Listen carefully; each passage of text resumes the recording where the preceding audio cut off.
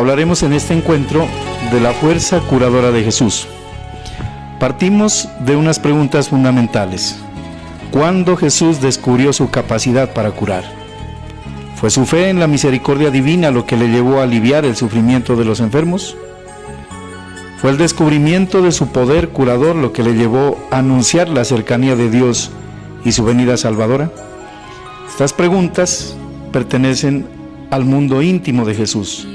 Solamente las podremos tener desde su corazón, las respuestas. Jesús es una persona que contagia salud y vida. Los galileos sienten a Jesús como alguien que cura porque en él habita el Espíritu y la fuerza sanadora de Dios. Si bien algunas veces Jesús utiliza elementos como la saliva, el barro, la gente no busca en él remedios o recetas, simplemente busca en él el encuentro con su persona. Su terapia es su propia persona. La presencia de Jesús es capaz de despertar en el ser humano ciertas fuerzas desconocidas que crean las condiciones posibles para que recupere la salud de sus males. Si meditamos entonces en esto, podremos discernir que la Eucaristía, que es encuentro con Jesús, siempre va a ser una Eucaristía sanadora. Toda Eucaristía es sanadora. En el fondo, en la raíz de esta fuerza curadora y en toda la acción de Jesús, está siempre su amor compasivo. Al hablar de los sentimientos de Jesús, los evangelios utilizan con frecuencia el verbo compadecer. Así se muestra, por ejemplo, en expresiones que llegan hasta el punto de afirmar que a Jesús, frente al sufrimiento humano, se le conmueven las entrañas. Esto lo vamos a encontrar en el Evangelio de Marcos, en el Evangelio de Mateo, en el Evangelio de Lucas. Lo que mueve a Jesús es su amor por quienes sufren y el deseo por que sientan la misericordia de Dios de la misma manera como Él es capaz de sentirla. Para Jesús, curar es una de sus formas de amar, y con su acción curativa muestra a quienes sufren que son dignos de ser amados. De allí que la curación de Jesús es siempre gratuita, pues es la expresión del amor gratuito del Padre. Él no busca jamás nada para sí mismo, ni siquiera que los sanados se vuelvan sus seguidores. Esa misma generosidad será la que tendrán que manifestar sus discípulos.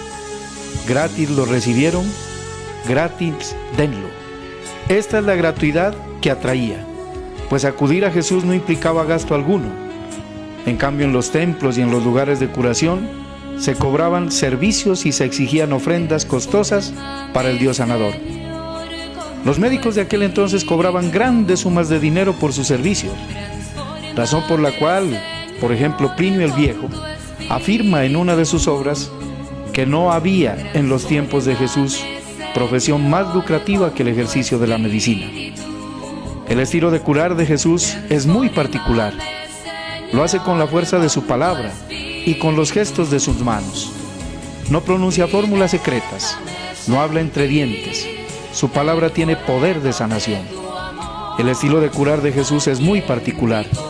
Lo hace con la fuerza de su palabra y con los gestos de sus manos. No pronuncia fórmulas secretas, no habla entre dientes. Su palabra tiene poder de sanación. A diferencia de los magos, de los taumaturgos de su tiempo, Jesús expresa con palabras claras que todos pueden escuchar y entender.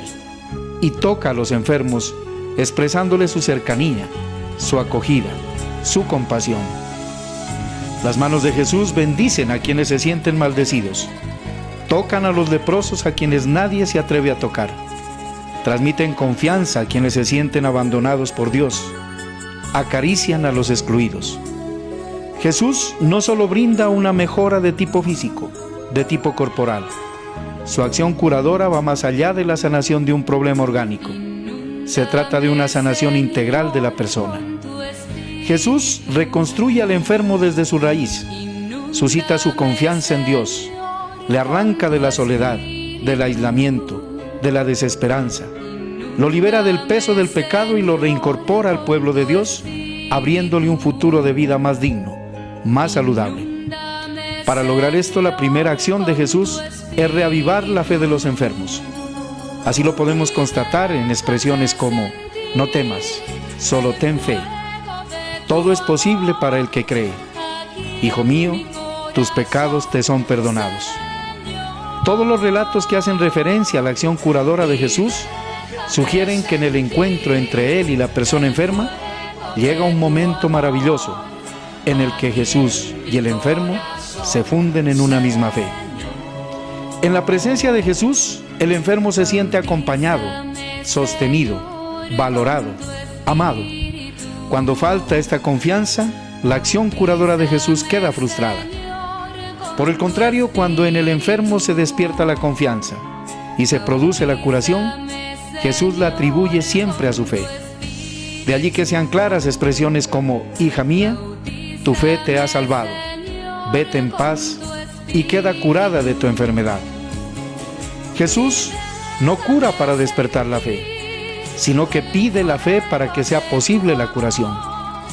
Así nos enseña que vale muy poco una fe interesada. Quien se siente llamado a esperar algo que parece superar los límites de lo posible, al creer cruza la barrera de la desesperanza humana y se abandona al poder de Dios. Marcos nos dará buena cuenta de esto cuando en su texto afirma: creo, pero ayúdame en mi poca fe. Jesús no pide fe en su poder misterioso o en sus conocimientos ocultos.